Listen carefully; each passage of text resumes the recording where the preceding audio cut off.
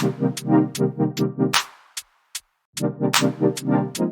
going on, everybody, and welcome to the Other Side of the Firewall podcast, where we talk about the latest and greatest in cybersecurity news, as well as we highlight those movers and shakers and glass ceiling breakers as people of color have made to the other side of the proverbial firewall. My name is Ryan Williams, and as always, I'm joined by Shannon Tynes. What's up? What's up? What's going on? So, welcome back to the show, Shannon. So, if you guys have not already, please go back last week to check out that show as well. We had special guest Chris Abercon, and we featured an episode from Mr. Johnny Jones Jr., which is way back from season 1, episode 155. So definitely check us out for last week. And then obviously continue to like, share, subscribe, all that good stuff. Share us with your friends. We greatly appreciate it. We've seen traffic go up, so we like to keep it that way. Without further ado, I'll give it to Shannon. All right, everybody. So this article is from Reuters.com, right? And it's by Christopher Bing, Raphael Satter, and James Pearson. And the title of this one is Israeli Cybersecurity Professionals Band Together Amid Gaza War. So we're not getting into the geopolitical here, right? Like, you know what we're all about. It's all about the cyber, right? So what ended up happening here is that there was some hacking going on in Israel when it came to some school children, right? Like what they were seeing, screenshots that were going around from Zoom, things of that nature, right? So what ended up happening was Israeli information security professionals are getting together and they're providing free cybersecurity services to Israeli companies, right? To try to combat this hacktivism that's going on, that's supporting Hamas, right? So what they're doing here, this is not one of those things where they're being retaliatory in nature, right, with what's going on in the news. So unless you're living under a rock, you're seeing it everywhere, right, about how Hamas and Israel are going back and forth and they're fighting.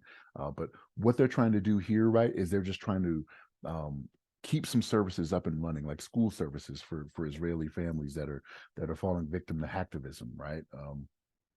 For people that are not supportive of their side of Israel, right? So again, this is we've talked about it before on the show, right? So we talk about how before any bullet is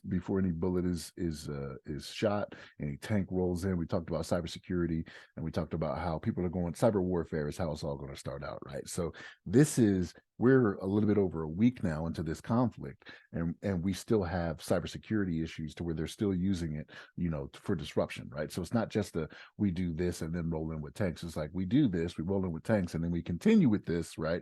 And we're even seeing it over with the Russia and Ukraine conflict as well, right?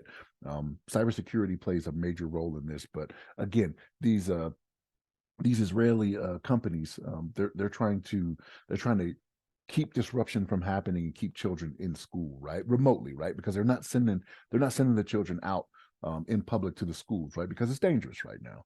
So because they're doing a lot of things over, whether it be Zoom, Cisco, WebEx, whatever it may be, whatever your mode of remote learning may be, they're trying to keep these things up and functional for these Israeli families, so the children can still learn and go to school and do what they need to do, right? Because it's one of those things where knowing what is going on over there, and this honestly is not new, what's happening right now. Again, I'm not trying to get into the political or anything like that, but the children still need to continue on with their lives, right? They still need to learn.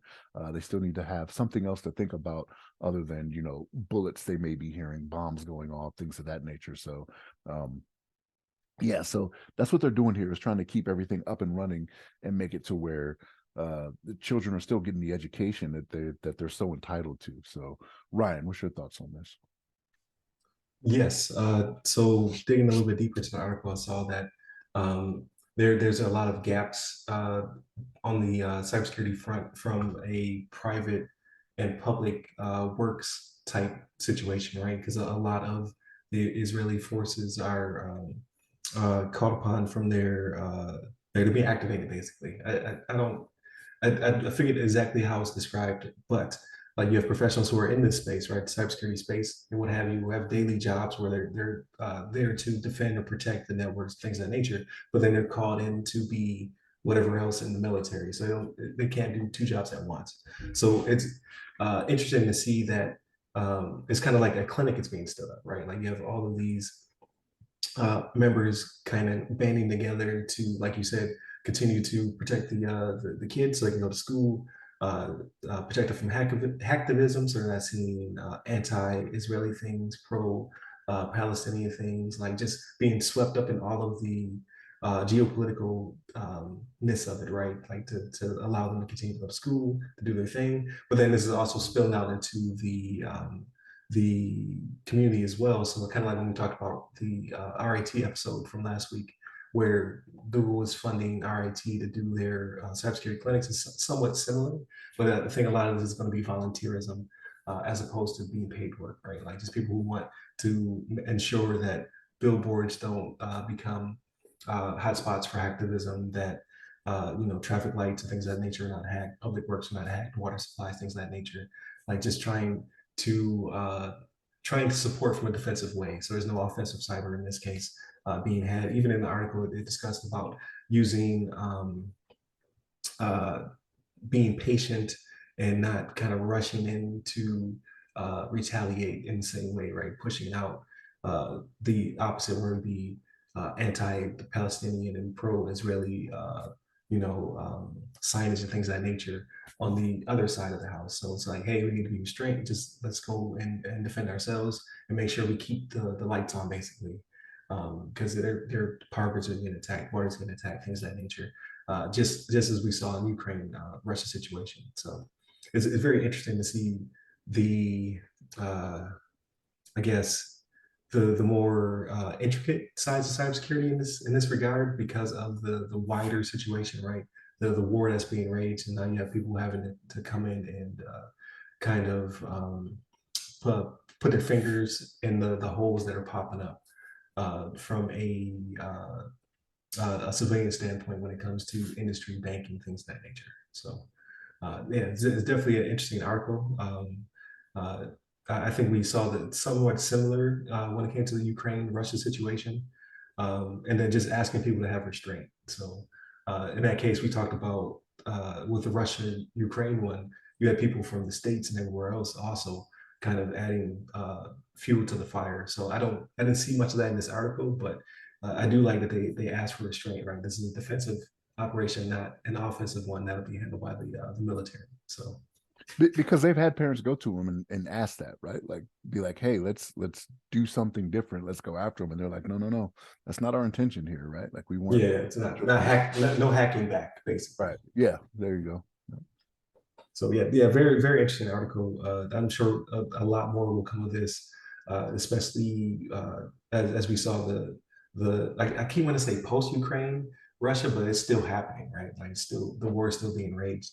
Um, but in that case, we kind of saw the road to war happening. We saw the tanks start to amass on the border, and then Europe had to step in, knowing that there would be some fallout from systems in Ukraine being hit that would spread into the EU and the States as well. So they kind of were being proactive. In this case, because of how quickly things escalated, there wasn't a lot of that being done. So it's going to be kind of interesting to see how this volunteer force basically comes in and then provides protections after the fact. So as things have already started to rage. So I'm sure there'll be more of this throughout the upcoming weeks.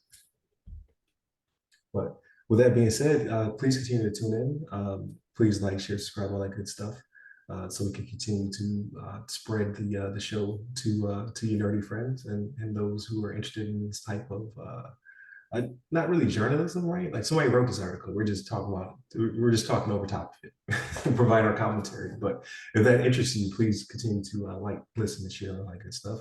Hit us up on the websites that go by our name.